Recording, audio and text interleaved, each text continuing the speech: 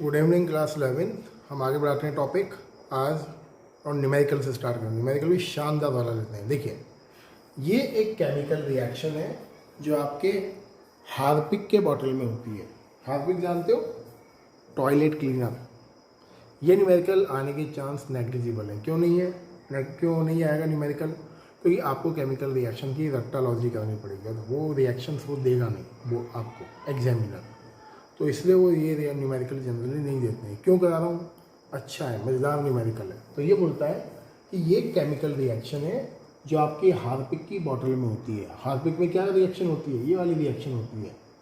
और आपके पास जो हार्पिक की बॉटल में है उसमें 0.15 ग्राम एल्यूमिनियम है।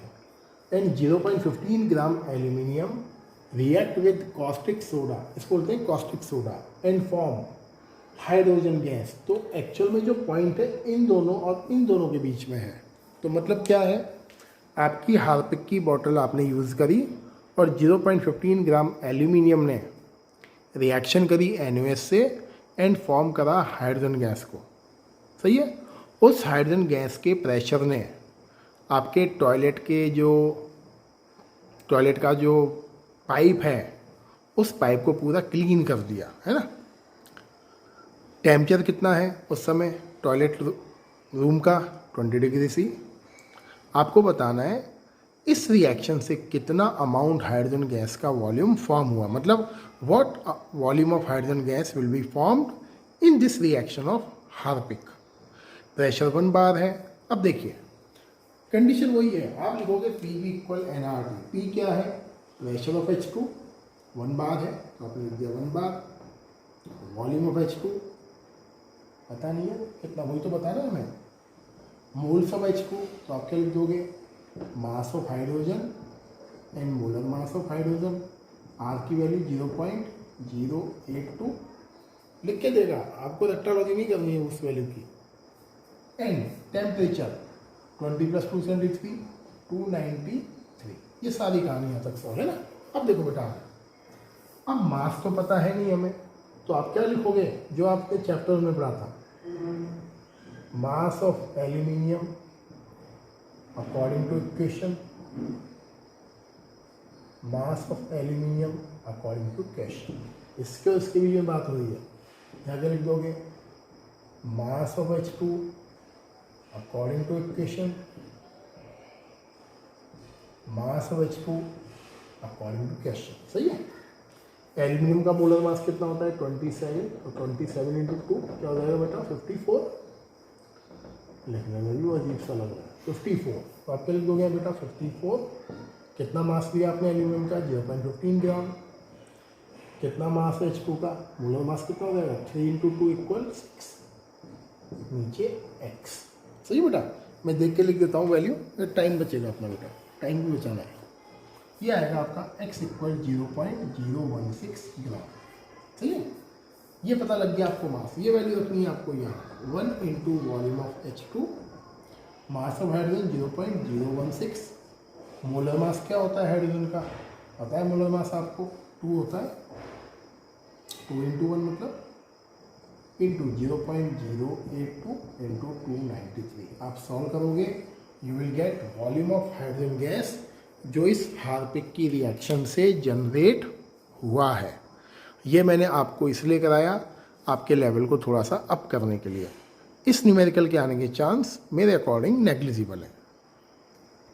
देखिए बेटा, आपके आइडियल गैस इक्वेशन कंप्लीट। अब आपका टॉपिक आता है Dalton's law of partial pressure. इस चैप्टर में बहुत सारी चीज़ें हट गई हैं, जो हट गई हैं मैं बता दूंगा आपको, है ना। देखिए, Dalton's law of partial pressure, ये काम आएगा 12th में आपके। अब बहुत सिंपल टर्म बता रहा हूँ, कब हमें प्रेशर वर्ड यूज़ करना है, प्रेशर ऑफ गैस कब यूज़ करना है, कब हमें वर्ड यूज़ करना है पार्शियल प्रेशर ऑफ गैस। ये बहुत इंपॉर्टेंट चीज़ है बेटा, इसलिए मैं थोड़ा अलग लिया है मैंने टॉपिक ये। प्रेशर ऑफ गैस हम कब बोलते हैं और पार्शियल प्रेशर ऑफ गैस हम कब बोलते हैं। देखिए, अगर आपके पास 2 कंटेनर्स हो, इन कंटेनर 1 आपने गैस A को फिल करा, मतलब अगर किसी कंटेनर में एक ही गैस फिल्ड है तो उस केस में आप बोलोगे प्रेशर ऑफ गैस, ये वर्ड। प्रेशर ऑफ गैस ए। मतलब अगर किसी पर्टिकुलर वॉल्यूम में कि only one type of gas present हो, उस केस में हम बोलते हैं, उस गैस के प्रेशर को हम बोलते हैं प्रेशर ऑफ गैस। जैसे हम कई बार बोलते हैं ना, ऑक्सीजन का प्रेशर एयर में इतना है, वो रॉन्ग है स्टेटमेंट, वो क्यों रॉन्ग है बताऊंगा। लेकिन अगर कंटेनर में डिफरेंट टाइप की गैसेस प्रेजेंट हो, जैसे गैस ए भी है, बी भी है और सी भी है, उस केस में क्या है, इस पूरे कंटेनर का प्रेशर क्यों है, गैस ए, बी और सी की वजह से।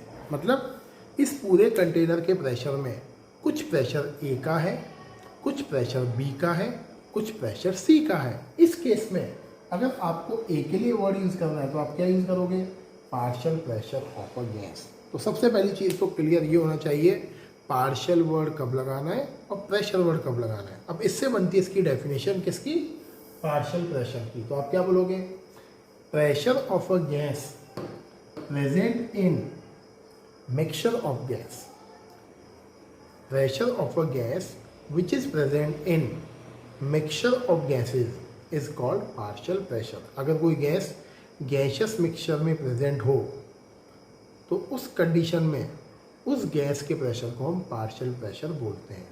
सही है, ये डेफिनेशन है। दूसरी चीज़, डेल्टस बोलता है अगर किसी कंटेनर में डिफरेंट टाइप की गैसेस प्रेजेंट हो, डेल्टन्स बोलता है if in a container different type of gases are present then total pressure of container is equal to sum of partial pressure of these gases.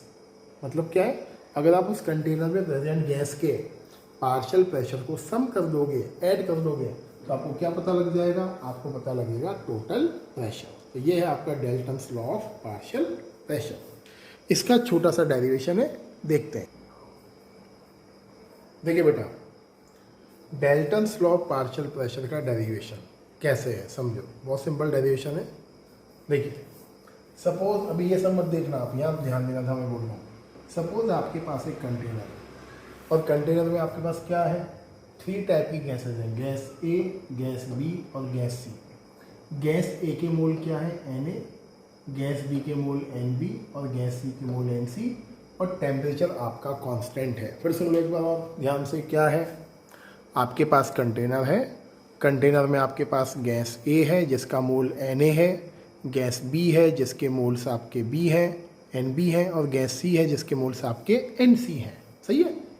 Gas ए के लिए मैंने लिखा ideal gas equation PAV equal NaRT। जब आप बोलोगे sir V के साथ A क्यों नहीं आया, क्योंकि आपने पढ़ा है क्लास 9th में, आप किसी भी गैस को जिस कंटेनर में फिल करोगे उस कंटेनर का वॉल्यूम इज इक्वल टू उस गैस का वॉल्यूम। मतलब गैसेस उस कंटेनर के वॉल्यूम को एक्वायर कर लेती हैं जिस कंटेनर में वो गैसेस फिल्ड होती हैं। क्यों, क्योंकि गैस के वॉल्यूम क्या होंगे, पूरे कंटेनर ऑक्यूपाई कर लेंगे, फैल जाएंगे पूरे कंटेनर में।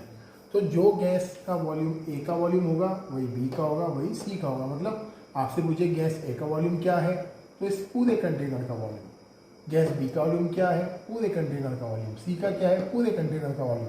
तो इंडायरेक्टली बोलूँ मैं तो यहाँ 2 थिंग्स कॉन्स्टेंट है, एक टेम्परेचर और एक वॉल्यूम। तो वॉल्यूम को मैं कर देता हूँ V। सही है। तो मैंने लिखा PV इक्वल NRT होता है, आइडियल गैस इक्वेशन आपको पता है, PV इक्वल NRT, ये आइडियल गैस इक्वेशन है। अगर गैस ए के लिए लगाऊंगा मैं तो गैस ए का पार्शियल प्रेशर ये वॉल्यूम NaRT। ओके, ये बाहर निकाला NaRT upon V। Similarly gas B के लिए PV equal NbRT upon V, gas C के लिए PC equal NbRT upon B। Equation 1, 2 and 3 ध्यान से देख लीजिए सामने एक बार।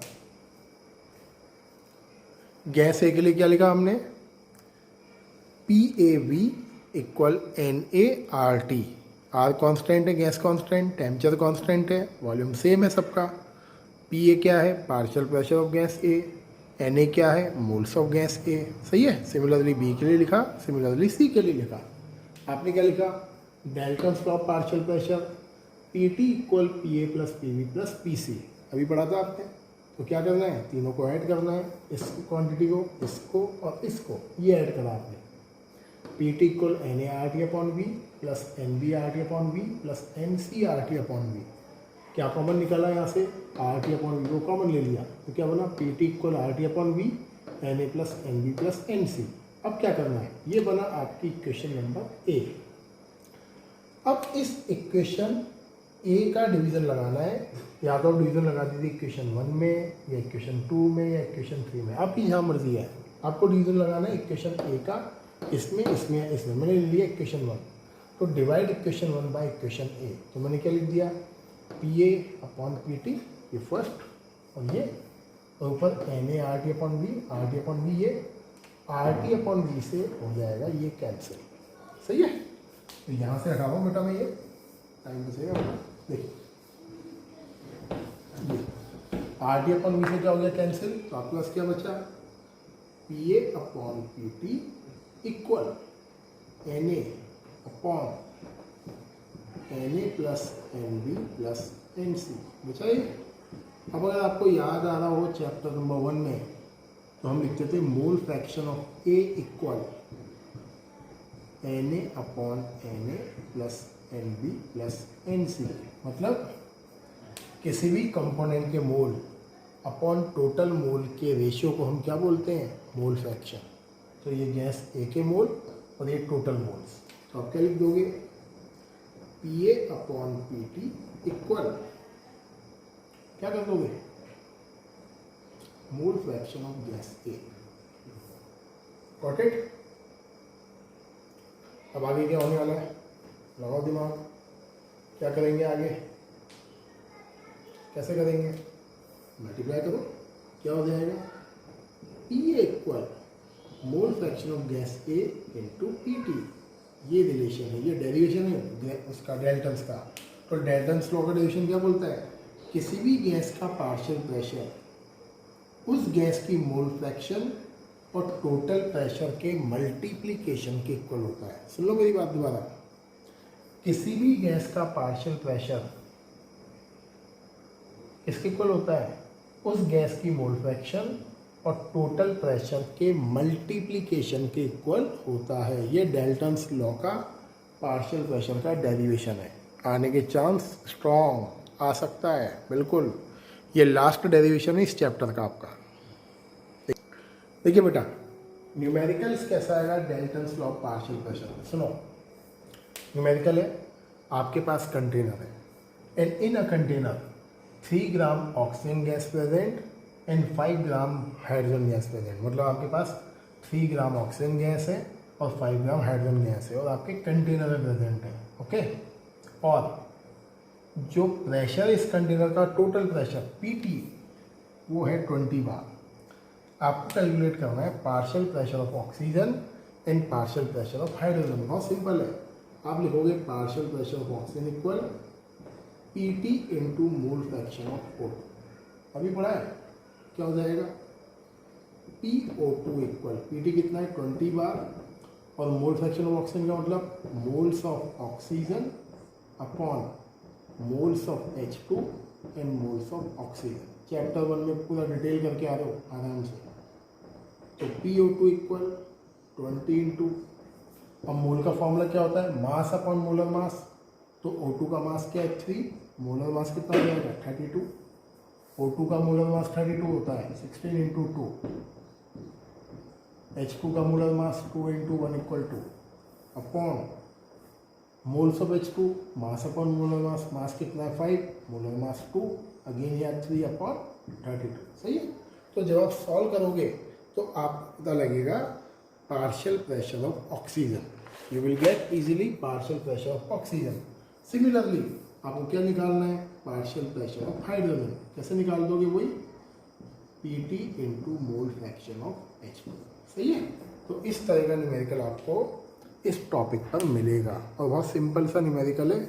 इस चैप्टर के न्यूमेरिकल्स बहुत इजी हैं, सिंपल हैं, इजीली कर सकते हो। और एक और चीज़, अगर आप नोट्स कर लेते हो, मैंने शेयर करे 30 पेजेस के नोट्स हैं, छोटे मोटे नोट्स नहीं है, सारे न्यूमेरिकल्स वगैरह सब कुछ है उसमें। अगर नोट्स ढंग से कर लेते हो 99% आपकी तैयारी हो जाएगी एग्जामिनेशन लेवल पर। बढ़िया। तो नोट्स करो, सबसे पहला काम है नोट्स करने का। सही है। लेक्चर देखो टाइम से. Thank you and have a nice day.